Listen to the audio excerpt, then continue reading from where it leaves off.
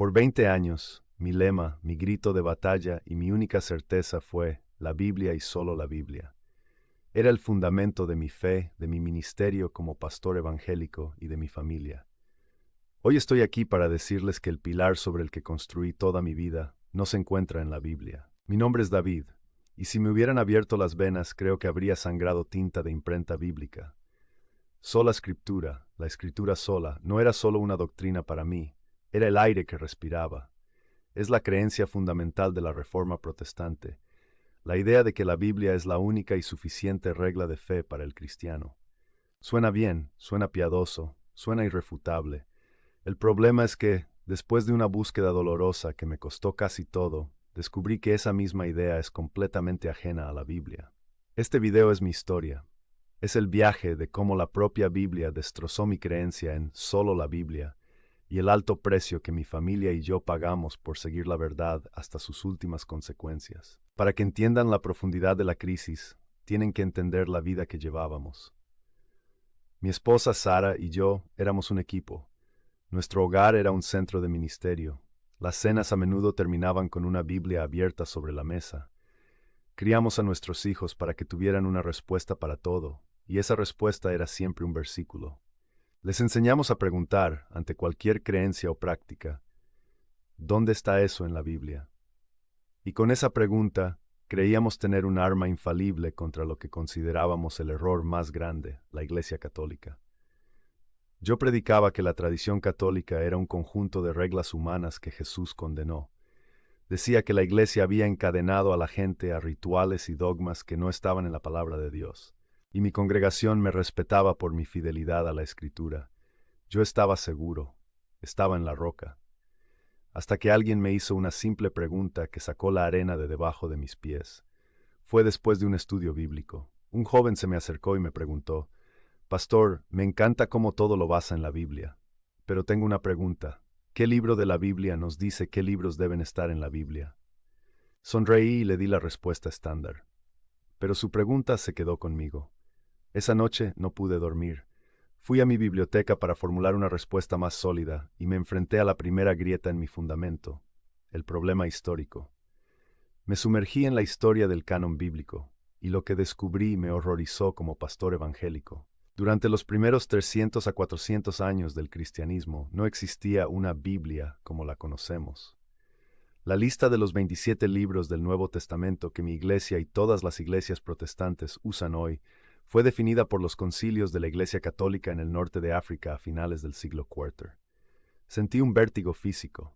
Mi regla de fe, solo la Biblia, dependía enteramente de una decisión tomada por una autoridad fuera de la Biblia. La tradición de la Iglesia Católica me había dado mi Biblia. Yo estaba usando un libro católico para atacar a la Iglesia Católica. La contradicción era tan masiva que todo mi sistema comenzó a tambalearse.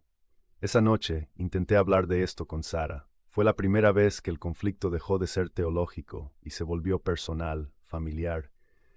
Le dije, con la voz temblorosa: Sara, ¿alguna vez has pensado en que la tabla de contenidos de nuestra Biblia no cayó del cielo? Hay un problema histórico con sola escritura. Esperaba curiosidad, tal vez un debate. En lugar de eso, vi miedo en sus ojos.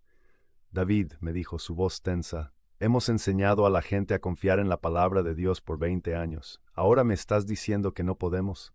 ¿Qué se supone que le digamos a los niños? ¿Qué pasa con la familia Smith, que vino a Cristo porque les mostraste la certeza de la Escritura? ¿Vas a llamarles ahora y decirles que tal vez no sea tan seguro? Intenté explicarle que no se trataba de la veracidad de la Biblia, sino de la autoridad, pero ella no podía oír la lógica. Oía un ataque. Esto no eres tú, dijo, sus ojos llenándose de lágrimas. Esto es el enemigo. Está atacándote en tu mente, donde eres más fuerte para derribar nuestro ministerio. David, esto es orgullo intelectual. Has leído tantos libros que te has olvidado de tener una fe sencilla, la misma fe sencilla que tú has predicado. Me quedé en silencio. Me di cuenta de que no podía compartir mis dudas más profundas con mi propia esposa sin que lo interpretara como un fracaso espiritual.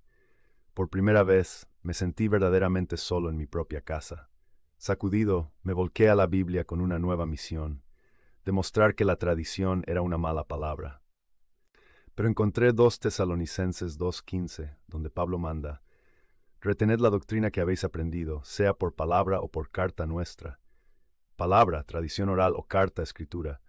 Pablo las pone en el mismo nivel de autoridad. La Biblia misma apuntaba a una tradición apostólica oral. Mi sistema no solo no estaba en la Biblia misma enseñaba en su contra. Mi estudio se volvió una obsesión, me encerraba por horas, y la tensión en casa se podía cortar con un cuchillo. Nuestros hijos, Jacob de 14 años y Lea de 11, lo sintieron de inmediato.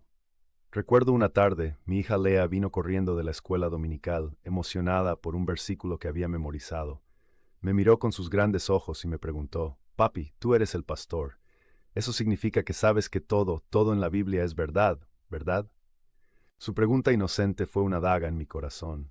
Miré a mi hija y no pude darle la respuesta simple y segura que le había dado toda su vida. Dudé.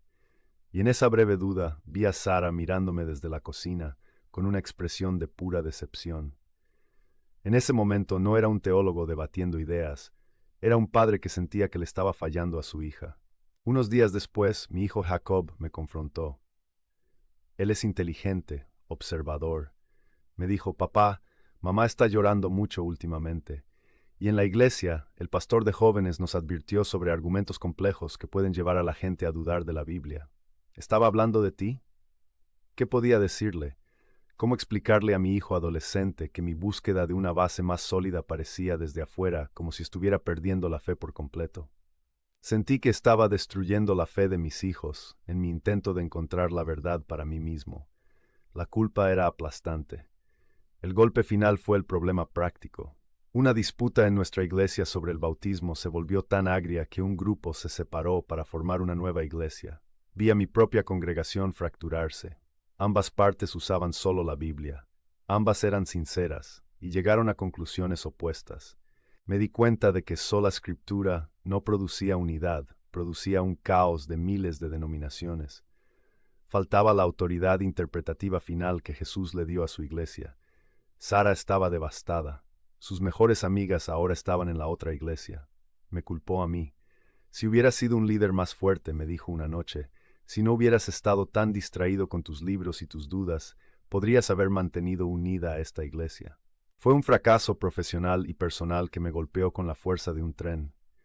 Fue Sara quien, en su desesperación, organizó la intervención. Me dijo que nuestro mentor, un pastor mayor llamado John, y el anciano principal de la iglesia querían hablar conmigo para ayudarme a encontrar claridad. Acepté, esperando tontamente que escucharan mis argumentos. La reunión fue una emboscada espiritual. No estaban allí para dialogar, estaban allí para un exorcismo teológico. No les importaba la historia del canon ni el griego de 2 Tesalonicenses. Me trataron como a un paciente con una enfermedad espiritual.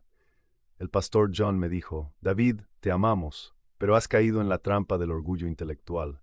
Estás leyendo libros católicos venenosos. Estás confiando en la razón por encima del Espíritu Santo. Intenté mostrarles el versículo sobre retener la tradición por palabra o por carta. John lo descartó. Eso solo se aplicaba mientras los apóstoles estaban vivos. David, tú lo sabes. Usó las mismas respuestas superficiales que yo mismo había usado durante años, y me di cuenta de que era inútil. Su fundamento no era la Biblia, era su interpretación de la Biblia, y cualquier cosa que la desafiara era por definición del diablo. Finalmente el anciano principal me dio el ultimátum. David, la iglesia necesita un líder, no un erudito confundido. Tienes hasta el domingo. O subes al púlpito y reafirmas públicamente tu creencia en sola escritura y la suficiencia de la Biblia, o necesitamos tu renuncia. Esa noche llegué a casa y le conté a Sara. Le dije que no podía mentir desde el púlpito, que mi conciencia no me lo permitiría. Y entonces la represa se rompió. ¿Tu conciencia?, gritó con un dolor que nunca antes había escuchado. ¿Qué hay de tu pacto conmigo? ¿Qué hay de tu responsabilidad con tus hijos? Estás eligiendo libros y argumentos muertos sobre tu propia familia. ¿Vas a dejar que nos quedemos sin hogar por tu orgullo? Le dije que estaba eligiendo a Cristo y a su iglesia. Y ella me respondió: yo pensé que nosotros éramos la iglesia, ya no sé quién eres. Esa noche Sara empacó una maleta y se fue con los niños a casa de sus padres, para pensar. Me quedé solo en una casa silenciosa que de repente se sentía como una tumba. Llamé a mis padres, esperando consuelo. Mi padre, un diácono toda su vida, me dijo fríamente: has deshonrado el legado de esta familia. Mi madre solo lloraba. En ese momento lo había perdido todo. Mi trabajo, mis amigos, mi comunidad, mi reputación y ahora mi familia. Era el fondo del abismo. Fue en esa soledad que hice lo último que me quedaba por hacer. Fui a una misa católica diaria. Me senté en el último banco, un hombre roto.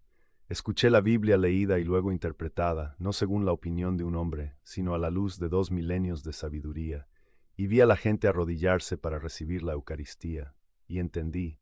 Mi fortaleza de sola escritura no fue conquistada, se pulverizó desde adentro por su propia falta de fundamento. Y en sus ruinas encontré algo mucho más sólido, la casa familiar que Cristo construyó sobre la roca. ¿Qué gané? Después de meses de dolorosa separación, Sara vio que, a pesar de haberlo perdido todo, yo tenía una paz que nunca antes había tenido, y con una valentía que todavía me asombra, empezó a hacer sus propias preguntas. Nuestro viaje de reconstrucción fue largo y difícil, pero hoy estamos juntos en la iglesia. Gané la certeza no de mi propia interpretación, sino de la fe de los apóstoles. Gané la Eucaristía, gané la confesión, gané 2000 años de santos, perdí mi púlpito, pero gané el altar. Perdí mi propia autoridad, pero me sometí a la autoridad de Cristo en su iglesia. Dejé de estar solo con mi Biblia y encontré a mi familia. Y les aseguro, valió la pena cada lágrima, cada noche de insomnio, cada puerta cerrada. Valió la pena todo. Si estás luchando con estas mismas preguntas, no tengas miedo. Sigue la evidencia. Para empezar, mira este video sobre la increíble historia de cómo obtuvimos la Biblia.